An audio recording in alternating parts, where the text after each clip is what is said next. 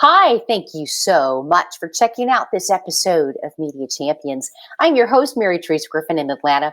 Here on Daily Ad Brief, it's our absolute just honor to bring together the subject matter experts who can share with us their background, their knowledge on this world of media, marketing, branding. And we have found one of those subject matter experts just for you today. Please make welcome to the program Bryant Ison. He is with SRG and he is here today on Media Champions. Welcome, Bryant. Thank you. Great to be here. Thank you for what you do. First of all, I totally dig your website. You scroll through, you're just kind of in your face, awesome. I love your moxie. I love your spirit. Let's talk about that and how you got to this point of doing what you do at SRG.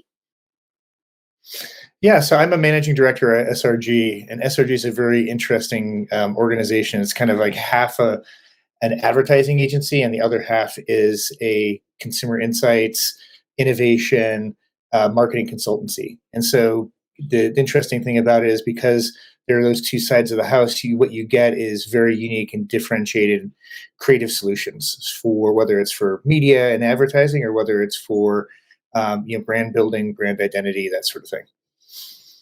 Wow, I can only imagine what a Teams meeting must be like at your organization with all these brilliant minds at the table with whatever the topic is, whoever the client is. I mean, can you share with us how fun a Teams meeting is with your crew?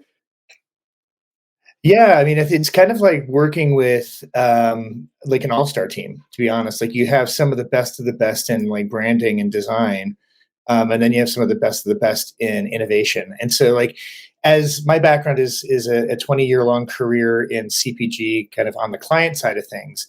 So as I Mhm. bring the client piece to the table, it's just you just see that everybody's such an expert in what they do, and so it's a really fun kind of like a mix of just fantastic folks who are extremely bright and brilliant. Where do you see the trends in media and marketing over the next couple of years? Because they change so quickly. And even after we produce this segment, they're going to change again. Where do you see them? I mean, it's interesting. I think that it's the more that they change, the more stay the same. I think you have people are people, and they are looking to live their lives, and so the challenge for marketers is to find those moments that matter to intercept people with a message that's relevant at that point. So as media changes and as the trends change, become more, mobile is obviously kind of a big piece of it.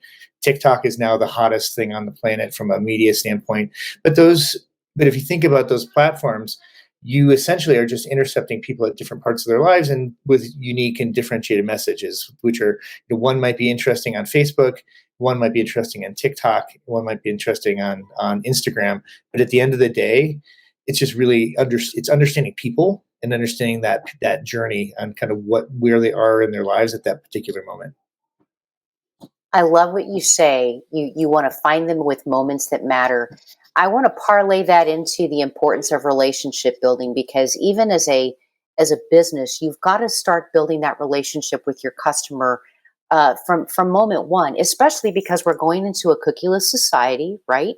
So let's talk about the Mhm. importance of relationships because you have to have it or it's not going to work. I mean, you're absolutely right. I think that if anything, because the universe of choice has expanded and exploded beyond our anybody's wildest imaginations, whether it's from cookies to clothing, to electronics to kind of shopping platforms.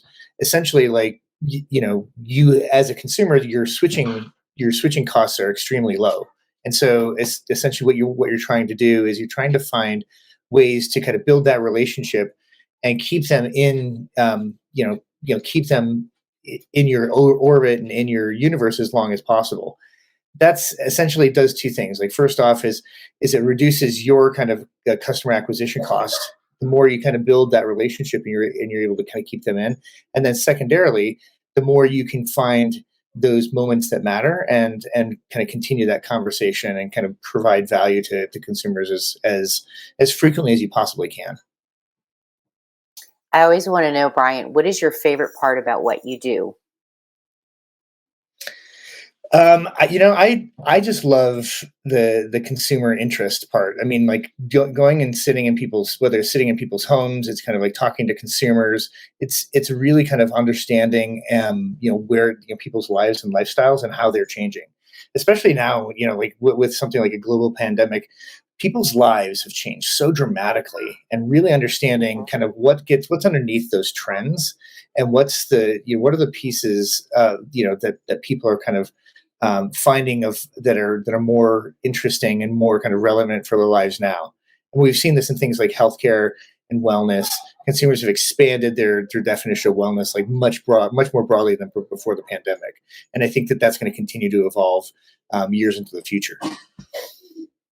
Were you surprised that folks like you and I on this side of the house with media and marketing, are you surprised how we've adapted to the way that the state of the world is now? I mean, because we all had to solve for X, right? I think we did it with gusto, but I mean, everybody's had to make that change, like you said. But what was it like for you and your crew when you went through this pandemic that came out of the blue? I mean, it's a big deal for agencies. I'm not going to lie. I think that one of the most interesting things is that the agency model is built on a lot of people kind of having interaction kind of in a central point. With a few exceptions. You have big ad agencies in New York and in San Francisco, and essentially like a lot of that in-person interaction just immediately went away. And so I think that what didn't go away were folks' relationships. And so once we kind of all decided on a common platform, to whether it be Zoom or Microsoft Teams, to kind of communicate with one another, I think folks just naturally kind of evolved to this new kind of way of working.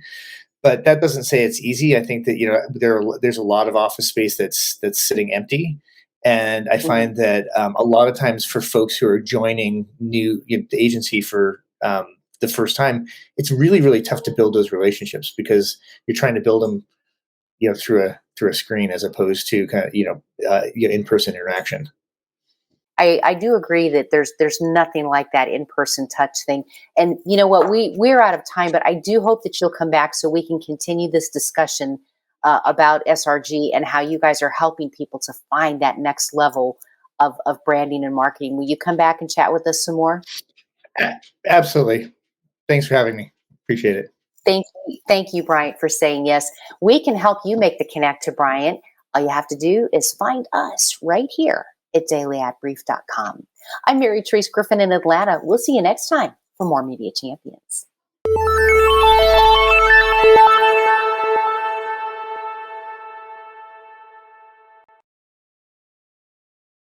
Simplify presents Addressable CTV, combining the power of TV with the targeting and attribution of digital. Simplify's Addressable CTV delivers massive reach with the ability to scale without sacrificing precision.